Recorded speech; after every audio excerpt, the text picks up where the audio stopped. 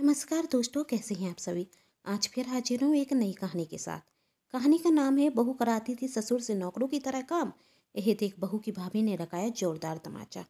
यदि आप सभी को ये कहानी पसंद आए तो चैनल को सब्सक्राइब कर पास में जो बेल आइकन का बटन है उसे प्रेस जरूर कीजिएगा। और हाँ, वीडियो को लाइक जरूर कीजिएगा और अपनों के साथ शेयर करना बिल्कुल ना भूलें। तो चलिए कहानी शुरू करते हैं।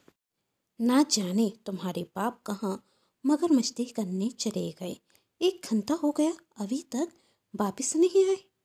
मिल गया होगा कोई आवारा दोस्त बातें मारने के लिए, तो लग गए होंगे गपशप करने। पता है आज मेरे मायके से मेरे भैया भाभी आ रहे हैं, फिर भी अभी तक सब्जी लेकर नहीं आए।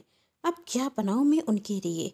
रश्मि आंगन में यहाँ से वहाँ घूमते हुए कह जा रही थी कि तभी थोड़ी देर में कैलाश जी सब्जी लेकर आते तो रश्मि चिल्लाते हुए कहती, इतनी देर कहाँ लग गई थी आपको।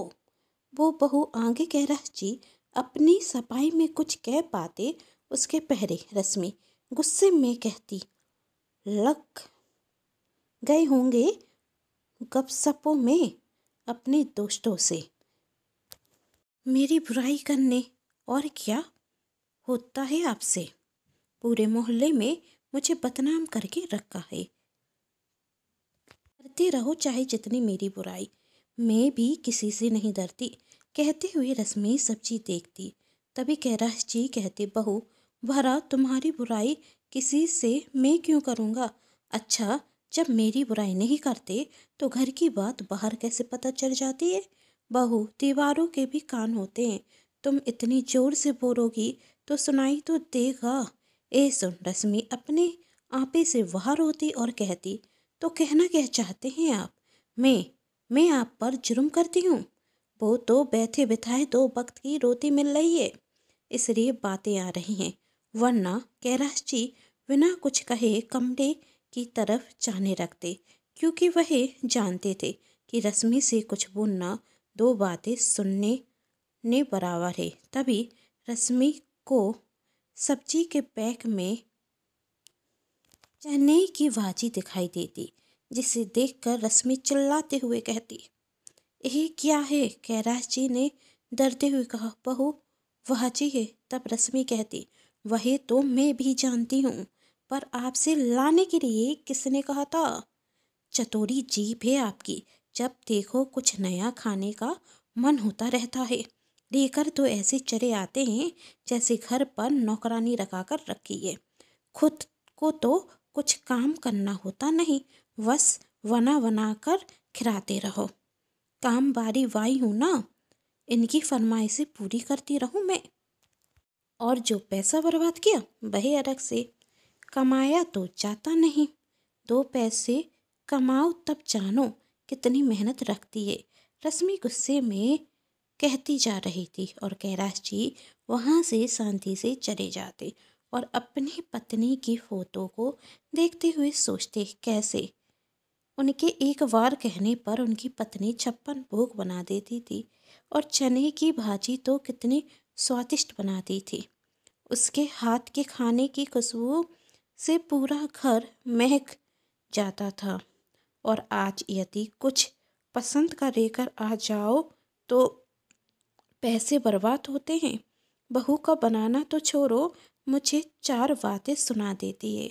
और हमारा बेटा सिर्फ खरे खरे सुनता रहता है, उससे एक शब्द नहीं कहता। भगवान, तुम क्यों चली गई। तुमने तो जीवन भर साथ निभाने का वादा किया था, फिर क्यों मुझे छोड़कर चली गई। कहते कहते उनकी आंखों में आंसू आ जाते। तभी रश्मि की आवाज़ आती, कमरे में जाकर सो गए हैं क्या। कभी तो कोई काम कर लिया कीजिए, बाहर आकर मटर छील दीजिए। मुझे मटर पुलाव बनाना है अपने भैया के लिए।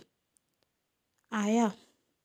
बहू कहते हुए कैलाश जी बाहर आते तो रश्मि गुस्से में उनके आगे मटर रखती और पैर पटकते हुए वहाँ से चली जाती। तभी तेज हवा चलने की आवाज़ आती।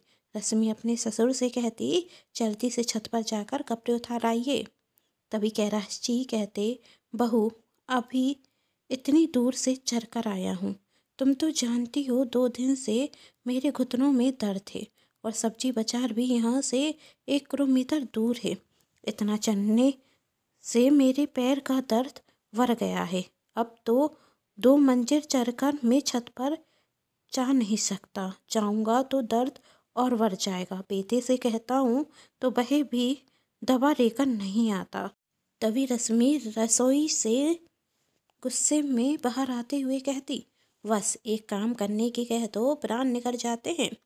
अभी बाहर जाकर दोस्तों से बात करने की कह दो तो दिन भर घर पर नहीं आएंगे, लेकिन काम करने के नाम पर घुटनों में दर्द होता है। बहाने बनाना तो कोई आपसे सीखे। अब जाइए कपड़े उठाकर लाइए। कैलाश जी बिना कुछ कहे बिना वहाँ से चले जाते।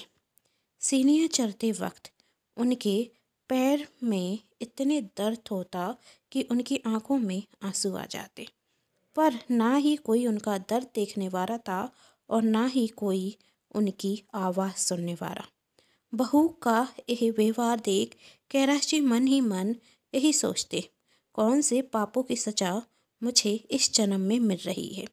कैलाश जी जब छत से कपड़े लेकर आते तब वही सोचते, कमरे में जाकर थोड़ी देर आराम कर लेता हूँ, साथ में सरसों के तेल की मालिश भी कर लेता हूँ, जिससे कुछ आराम मिलेगा।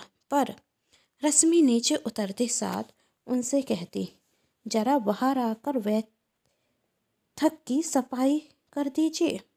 चारों तरफ कचरा फैला है। मेरे भैया भाभी आए तो मुझे और साफ सुथरा चाहिए। और काम जल्दी जल्दी कीजिए, अभी बहुत से काम बाकी हैं। अभी घर के पर्दे और बेड की चादर भी चेंज करने हैं, मकर झारे छुटाने हैं। रश्मि ने इतने काम उन्हें बता दिए थे कि काम करते करते 4 से 5 घंटे हो गए थे, पर काम खत्म नहीं हुए थे। यहाँ कैलाश जी काम कर रहे थे और रश्मि कमरे में जाकर आराम करने लगती और फिर तैयार होकर नीचे आती तो कैलाश जी कहते, बहू बहुत तेज भूख लग रही है, सुबह से खाली पेट काम कर रहा हूँ, अब थोड़ा खाना लगा दो। तब रश्मि कहती, शर्म आनी चाहिए आपको, यह कोई वक्त है खाना खाने का? यह सब खाना मैंने अपने भैया भाभी के लिए बनाया है, खबरदार जो हाथ लगाया। तभी रश्मि की भाभी की आवाज़ आती। रश्मि अपने भैया भाभी को देख चौंक जाती और कहती, आने में कितनी देर लगाती, मैं कब से आपका इंतज़ार कर रही हूँ। अंतर आइए और उनके लिए चाय नाश्ता लेकर आती। तभी रश्मि की भाभी कहती, अरे रश्मि, अपने ससुर जी के लिए भी नाश्ता लगाओ। तब रश्मि कहती, नहीं नहीं भाभी, इनकी ये कोई उम्र है इतना पक्का खाना खाने की, और बापूजी ने तो अभी अभी खाना खाया है, उनसे नहीं खाया जाएगा। आप दोनों नाश्ता कीजिए, मैंने इतनी मेहनत से बनाया है। और ससुर के तरफ देखते हुए कहती, आप यहाँ खड़े खड़े क्या कर रहे हैं, जाइए अपने कमरे में। ससुर जी वहाँ से चुपचाप चले जाते। तभी रश्मि की भाभी अपनी सास को फ़ोन लगाते हुए कहती, सुनिए सासू माँ, कल सुबह में और आपके बेटा घर आ जाएंगे तो मुझे अपना कमरा साफ सुथरा चाहिए और खाना मेरी पसंद का बनना चाहिए। घर में मुझे किसी भी प्रकार की गंदगी दिखाई दी तो सोच लेना मैं आपके साथ क्या करूँगी।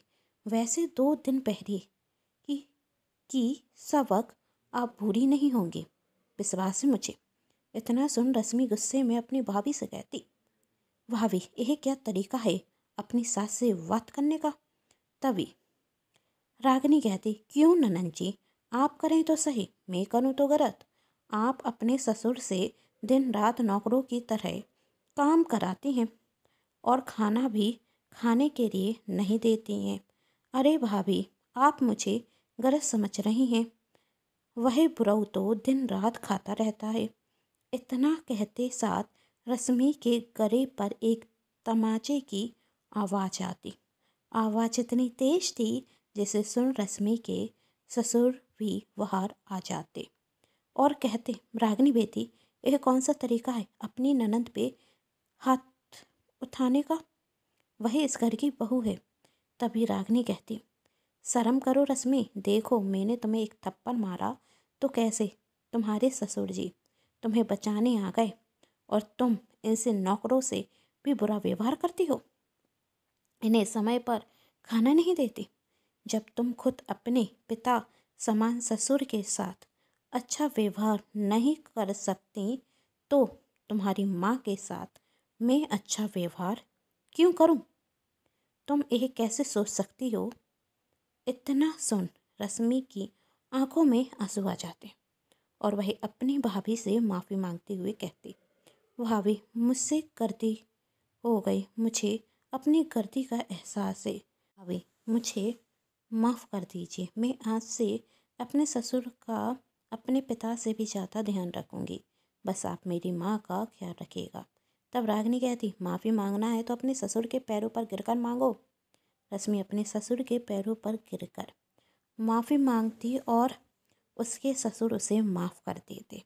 तब रश्मि का भाई उससे कहता, तुम माँ की चिंता बिल्कुल मत करो, मैं और तुम्हारी भाभी माँ को अपनी जान से ज़्यादा चाहते हैं। विश्वास नहीं होता तो फ़ोन करके पूछ लो। अभी भी तुम्हारी भाभी माँ से बात नहीं कर रही थी, तुम्हें सबक सिखाने के लिए एक नाटक कर रही थी। कहते हुए वह दोनों वहाँ से चले जाते और उनके जाने के बाद रश्मि सम्मान के साथ अपने ससुर को खाना कराती और उनके घुटनों के दर्द की सही से चिकित्सा कराती। उस दिन से रश्मि अपने ससुर को वही मान और सम्मान देती जिसके वह अधिकारी हैं। दोस्तों, आप सभी की इस कहानी के बारे में क्या राय है नीचे कमेंट बॉक्स में बताइएगा। कहानी पसंद आने पर चैनल को सब्सक्राइब, वीडियो को लाइक एंड शेयर जरूर कीजिएगा। Thanks for watching.